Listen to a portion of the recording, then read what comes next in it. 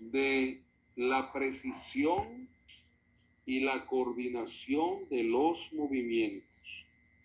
La precisión y la coordinación de los movimientos. Cerebelo. Segundo, se encarga junto con la médula oblongada del equilibrio. Tercero, se encarga de la postura. Cuarto, se encarga de mantener el tono muscular. Y quinto, es el centro de la sensibilidad propioceptiva, porque toda la información que recibe el cerebelo es información sensitiva y luego él da una respuesta motora a la misma o a las mismas. Entonces el cerebelo es el centro de la sensibilidad propioceptiva. Entonces, del punto de vista topográfico, el cerebelo, como ustedes pueden ver aquí, está ocupando la fosa craneal posterior. Fosa craneal posterior. Ahí está el cerebelo, en la fosa craneal posterior.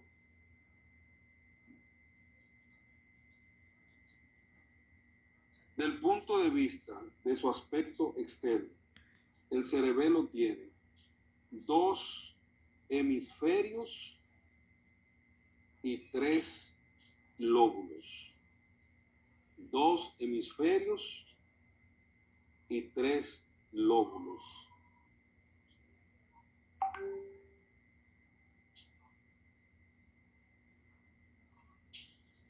Esos lóbulos, esos hemisferios, perdón, voy a buscar una diapositiva. Esos hemisferios son uno derecho y uno izquierdo, conocidos también como neocerebelo. Neocerebelo, porque es la parte más nueva del cerebelo. Y ambas estructuras están unidas por una parte, aquí están, ambas estructuras están unidas por una parte central llamada vermis o paleocerebelo, que es la parte más antigua del cerebelo, por eso se le llama paleocerebelo. Te voy a mostrar en este dibujo,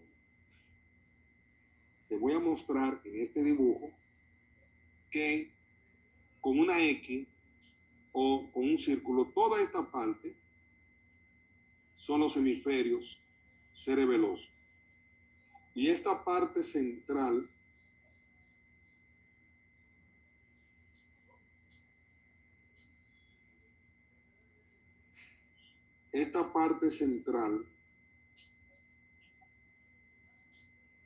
es el vermis. Esto que yo te estoy subrayando es el vermis.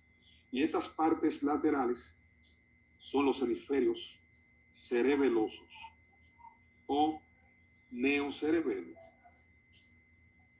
Ahora bien, el cerebelo tiene tres lóbulos. Tiene un lóbulo anterior, que aquí lo vemos en rojo, lóbulo anterior. Tiene un lóbulo posterior, que aquí lo vemos en verde. Y tiene la unidad flóculo-nodular, que aquí la vemos en azul. Entonces, el lóbulo anterior, en rojo, está separado del lóbulo posterior por la fisura primaria. La fisura primaria. El lóbulo anterior es más pequeño que el lóbulo posterior. Y el lóbulo anterior se encarga de la postura del tono muscular y de la coordinación de los movimientos de las extremidades inferiores. Te repito, el lóbulo anterior se encarga de la coordinación de los movimientos de las extremidades inferiores, pero también se encarga de la postura y de mantener el tono muscular. Ese lóbulo con frecuencia se afecta en las personas que ingieren mucho alcohol. Segundo, el lóbulo posterior en verde contiene las amígdalas cerebelosas. Amígdalas cerebelosas. Muy importante porque cuando aumenta la presión intracraneal, ellas tienden a herniarse, tratan de salir por el agujero magno. Y al intentar salir por el agujero magno, estas dos estructuras comprimen la médula oblongada, específicamente la formación reticular. Y como la formación reticular se encarga del control o es el centro respiratorio, el paciente entra en paro respiratorio y posteriormente en la muerte. Va a haber daño de la formación reticular que es irreversible. Es importante porque las amígdalas se encuentran en la parte inferior del lóbulo posterior. Entonces, el lóbulo posterior, un momentito.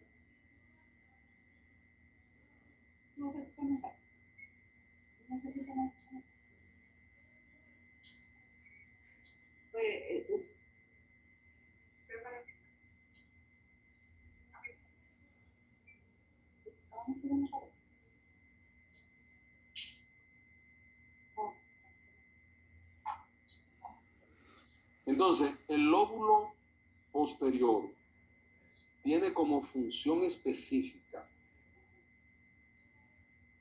la postura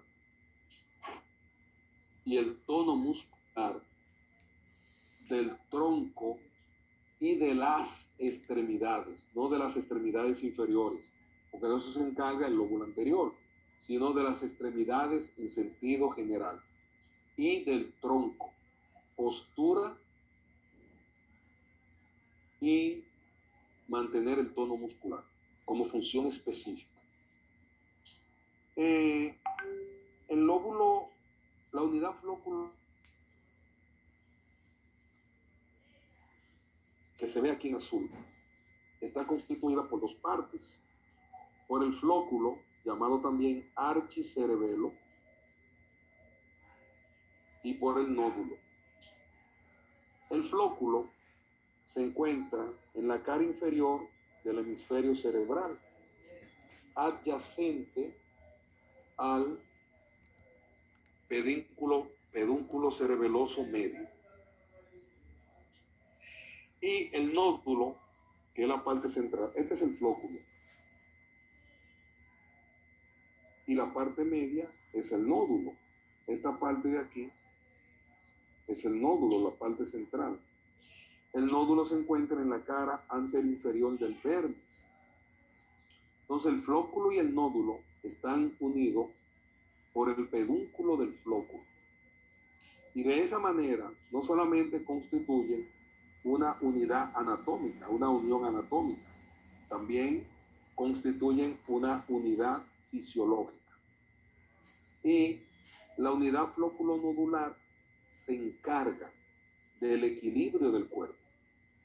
Se encarga del equilibrio del cuerpo. Entonces, en la unidad flóculo-nodular del equilibrio del cuerpo, el lóbulo anterior, de la postura y el tono muscular y la coordinación de las extremidades inferiores, y el lóbulo posterior de la postura y el tono muscular del tronco y de las extremidades. Esto es con relación a las funciones específicas de los 3 lóbulos del cerebelo. Ahora bien, el cerebelo tiene relaciones importantes. Por ejemplo, el cerebelo por arriba se va a relacionar con los lóbulos occipitales del cerebro, de los cuales está separado por la tienda del cerebelo o tentorio.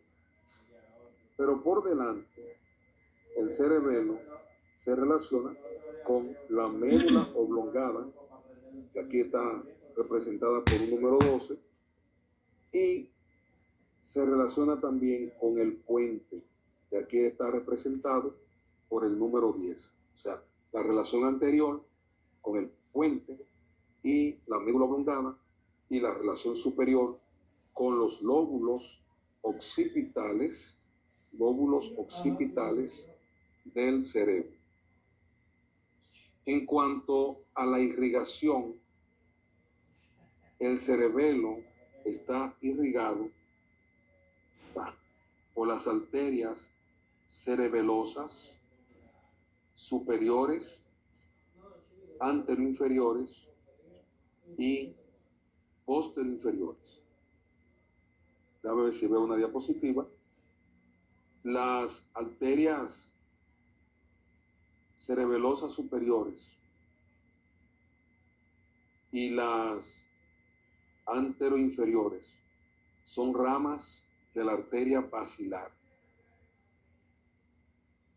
mientras que las arterias cerebelosas posteroinferiores son ramas de las arterias vertebrales, ramas de las arterias vertebrales. Eso en cuanto a su irrigación. Miren aquí las amígdalas. Estas son las amígdalas. Este es el flóculo. Esto es el nódulo. Esa es la unidad flóculo nodular. Y esta parte de aquí son las amígdalas cerebelosas, que corresponden al lóbulo posterior.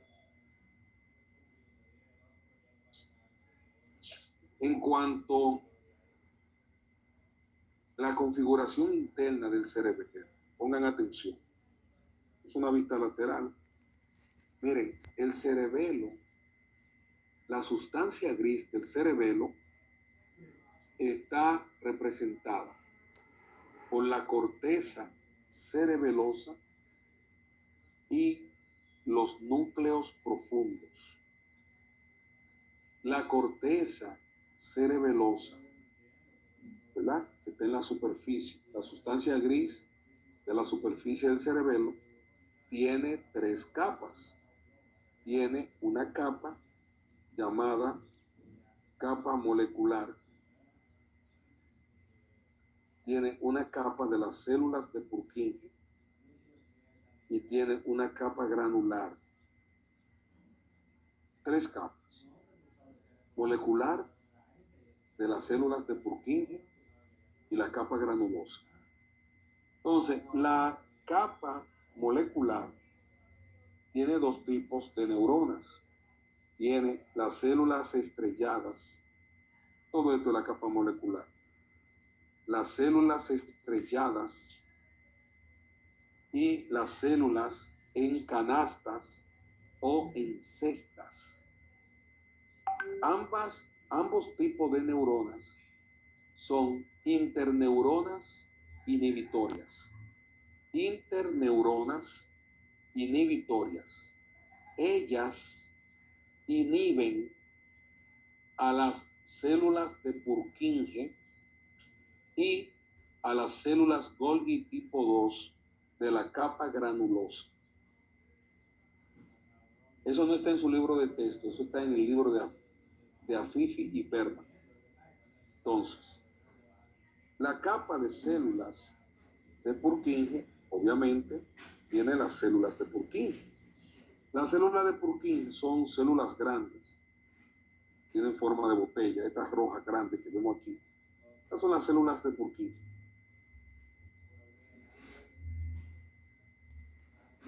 Tienen forma de botella. Todas estas células pequeñas que vemos aquí arriba son las células de las capas granulares, de la capa molecular. Estas son las células en canastas o en cesta y las células estrelladas. Y esta gigante son las células de Purkinje. Y las células de Purkinje son células inhibitorias de proyección. Inhibitorias de proyección. Ellas inhiben los núcleos profundos y los núcleos vestibulares. O sea, ellas tienen acción inhibitoria sobre los núcleos profundos y los núcleos vestibulares. Ellas son las que sacan las eferencias de la corteza cerebelosa. Por eso, a las células de Purkinje se le considera la unidad funcional de la corteza cerebelosa. Unidad funcional de la corteza cerebelosa. Luego tenemos la capa granular, que es todo esto en azul que tenemos aquí debajo. Y la capa granular contiene las células granulosas y las células Golgi tipo 2. Y las células granulosas son neuronas excitatorias de proyección. Ellas excitan a todas las demás células o neuronas de la corteza cerebelosa. Todas las demás neuronas de la corteza cerebelosa están excitadas, estimuladas por las células granulosas a través de una fibra que se llama fibra paralela. Pero no vamos a hablar de eso. Ellas excitan a todas las neuronas de la corteza cerebral y son neuronas de proyección. Por último, las células Golgi tipo 2 son interneuronas inhibitorias. Ellas inhiben a las células granulosas. Cuando ya todas las células de la corteza cerebelosa están excitadas, entonces, quien frena a las células granulosas son las células Golgi tipo 2, que son células inhibitorias interneuronas inhibitorias. Eso con relación a la composición, a la configuración interna de la corteza cerebelosa. Ahora, las aferencias hacia la corteza cerebelosa llegan por dos tipos de fibras. Llegan por las fibras musgosas y por las fibras trepadoras. Las fibras musgosas son las fibras terminales de todos los tractos que van al cerebelo. Y las fibras trepadoras son las fibras terminales del tracto olivo-cerebeloso. Nada más. Las trepadoras, fibras terminales del tracto olivo-cerebeloso. Entonces, las fibras musgosas finalizan en las células granulosas y las fibras trepadoras finalizan en las células de Purkinje. Y de una manera indirecta o paralela, las fibras musgosas y trepadoras finalizan también en los ganglios profundos. Es decir, que las aferencias hacia la corteza cerebelosa que llega es a través de las fibras musgosas y trepadoras. Las musgosas para hacer sinapsis con las células granulosas y las trepadoras para hacer sinapsis con las células de Purkinje, pero al mismo tiempo, de una manera colateral o paralela, esas fibras musgosas y trepadoras excitan a los núcleos profundos, llegan a los núcleos profundos y le dan proyectan excitabilidad en los núcleos profundos. Ahora, la corteza cerebelosa, como te dije, todas sus eferencias se logran a partir de las células de Purkinje. Y esas eferencias van a los núcleos profundos y a los núcleos vestibulares. La corteza cerebelosa tiene funciones específicas. Si nosotros observamos, miren, esto es una célula de Purkinje. Miren aquí la capa granulosa. Miren aquí, todo esto es la célula de Purkinje. Y ya estas células que vemos por aquí, esta es la capa molecular. Estas son las células estrelladas y es esta, pero en esta foto, es una foto para evidenciar las células de Purkinje. Entonces, del punto de vista funcional, la corteza cerebelosa tiene funciones específicas. Y la corteza cerebelosa, del punto de vista funcional, se divide en tres partes. Una parte mediana, que la dibujé en rojo aquí, que como corresponde al vermis, se llama corteza vermiana o corteza del vermis o corteza medial. Esa corteza del vermis se encarga del control de la musculatura de la cabeza, del cuello y del tronco. Control de la musculatura de la cabeza, cuello y tronco.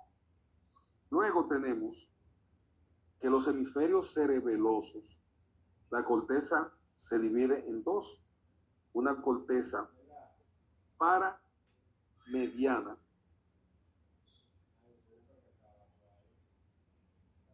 corteza paramediana o intermedia, esta que te estoy dibujando.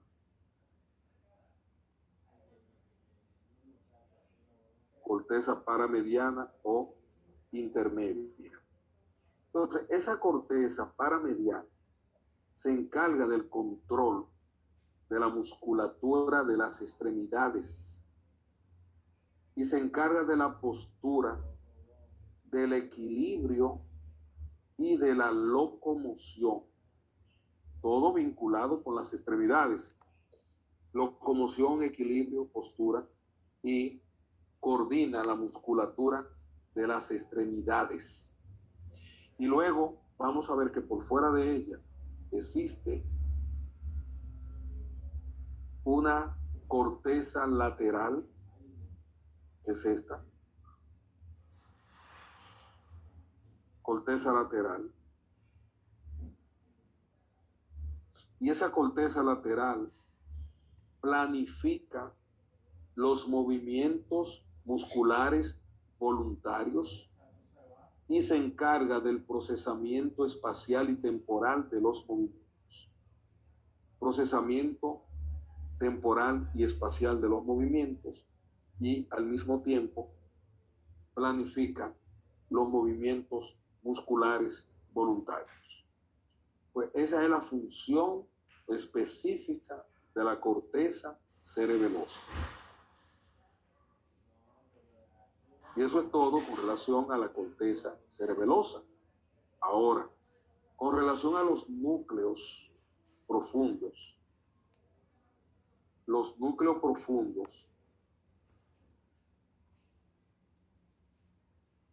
son los siguientes. Este es un corte microscópico de los núcleos profundos. Y los núcleos profundos son de la línea media hacia la periferia lo siguiente. Aquí tenemos los núcleos fastigio. Aquí tenemos uno, fastigio, o núcleos fastigi o núcleos del techo.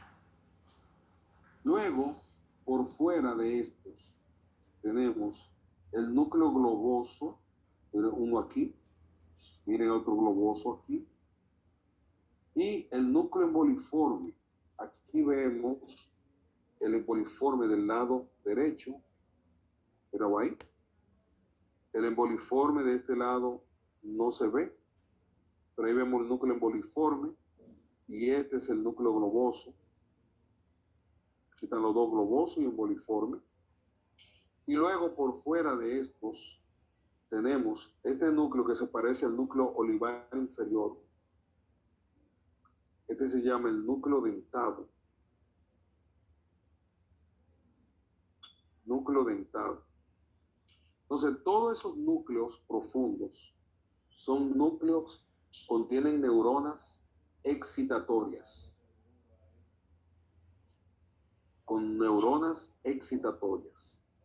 Y vamos a ver que los núcleos fastigio o fastigi, que son estos dos, junto con la unidad flóculo nodular, se encargan del equilibrio del cuerpo. Los núcleos globosos y emboliformes, junto con el vermis, se encargan del control de la musculatura o estabilidad de la musculatura de la cabeza, el cuello y el tronco. Y por último, los núcleos dentados, junto con la corteza de los hemisferios cerebelosos, se encargan de la estabilidad de la musculatura de las extremidades. Estabilidad de la musculatura de las extremidades. Entonces, eso con relación a los núcleos profundos. Te iba a decir que los pedúnculos, el cerebelo está unido al mesencéfalo por los pedúnculos cerebelosos superiores, al puente por los pedúnculos cerebelosos medios y al médula oblongada por los pedúnculos cerebelosos inferiores.